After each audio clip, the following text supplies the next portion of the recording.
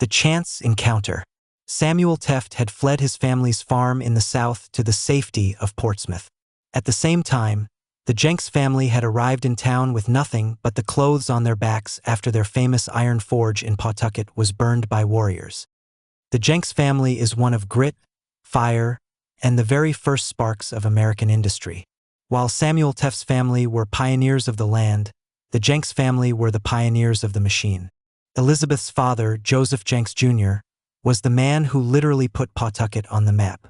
He arrived in the wilderness of the Blackstone River in 1671 and saw something no one else did: the power of the Pawtucket Falls. He built a sawmill, a gristmill, and, most importantly, an iron forge. While other settlers were farming, the Jenks family was making the axes, scythes, and cooking pots that every other family in the colony needed to survive. His daughter Elizabeth grew up surrounded by the sound of hammers hitting anvils. Most of her brothers followed in their father's footsteps, becoming master ironworkers. Elizabeth's world was set on fire. King Philip's War broke out, and the Jenks settlement at Pawtucket was on the front lines. In 1675, Native American warriors attacked the Jenks settlement. Elizabeth and her family had to flee for their lives, retreating to the safety of the fortified town of Portsmouth. Behind them, they saw the smoke rising as their home and the famous iron forge were burned to the ground. The year is 1676, and the air in Portsmouth is thick with the scent of salt spray and the heavy, lingering smoke of a mainland on fire. For Elizabeth Jenks, the world she knew, the rhythmic clack-clack of her father's sawmill and the roar of the Pawtucket Falls, has been reduced to ash.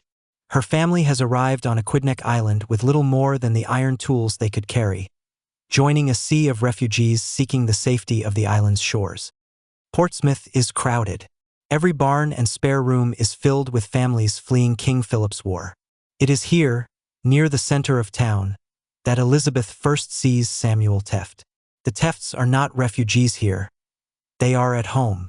Samuel was born in these fields, and while his family has expanded into the Narragansett country, they still move through Portsmouth with the confidence of founding settlers. As Elizabeth struggles with a heavy wooden bucket at the communal well, Samuel steps forward. He is a man of the earth, strong-handed and weathered, but his eyes carry a weight Elizabeth recognizes. His father, John Teft, is failing in health, and the war has cast a dark shadow over the Teft name. They sit on a stone wall overlooking the Sakonnet River, the very water that acts as a moat between the peaceful island and the chaos of the mainland. "My father says the forge can be rebuilt," Elizabeth tells him, her voice firm despite the uncertainty of the times. "He says iron is stronger than fire." Samuel looks out toward the horizon, toward the smoke rising from the Narragansett lands where his family's future lies. "And land is stronger than iron," he responds quietly. "The fire may burn the grass, but the soil remains. I intend to go back. I intend to claim what is ours." Samuel Teft was a man of the soil, grounded and steady, but he was carrying a heavy heart. His father, John Teft, was frail and dying, and the war had brought a strange, dark cloud over the Teft name due to the actions of his brother, Joshua. They first found themselves together in the small, flickering light of a shared Portsmouth kitchen during a community husking, or a long winter evening of mending tools. While the older men spoke of troop movements and lost cattle, Samuel and Elizabeth found themselves pushed to the edges of the room. Elizabeth wasn't like the other girls Samuel had known in Portsmouth and Kingston. She grew up in a house of fire and machines. She understood how to calculate the heat of a furnace and the strength of a beam. "My father says the forge can be rebuilt," she whispered one night, her hands busy spinning wool. "He says that as long as we have the tools, we have a future." Samuel watched her, struck by her lack of fear. "Most look at the smoke on the horizon and see the end," he replied.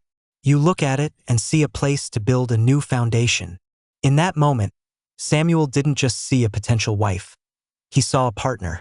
He saw a woman who wouldn't just live on his land, but would help him defend and define it. As the winter began to break, they took a rare moment away from the crowded garrison houses.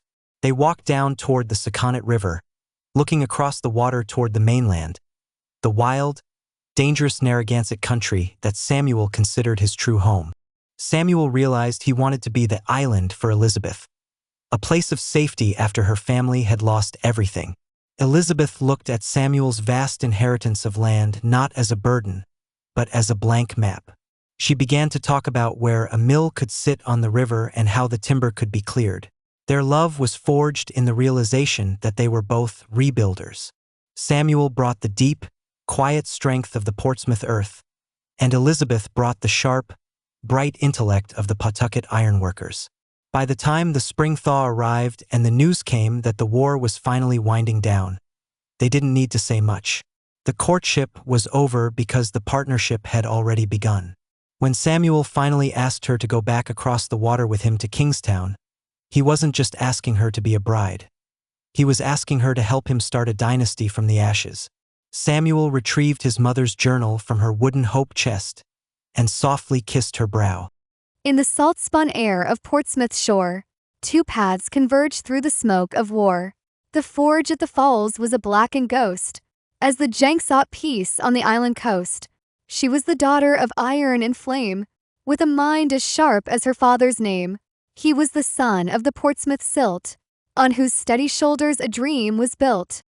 While the mainland burned in a crimson light, they sat by the hearth in the quiet night. He spoke of the land in the Pettaquamscut Valley. She spoke of the grit for a heart to rally. No silver or gold did the refugees bring, just the will to rebuild and the hope of the spring. The iron master's girl and the man of the soil, bound by a promise of labor and toil.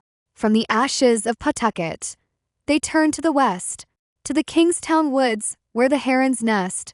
11 children to carry the name, born of the earth and the blacksmith's flame. Though the mills may crumble and forests may fall, their story is etched in the dry stone wall, a legacy forged where the river runs free, from the Portsmouth sands to the Narragansett Sea.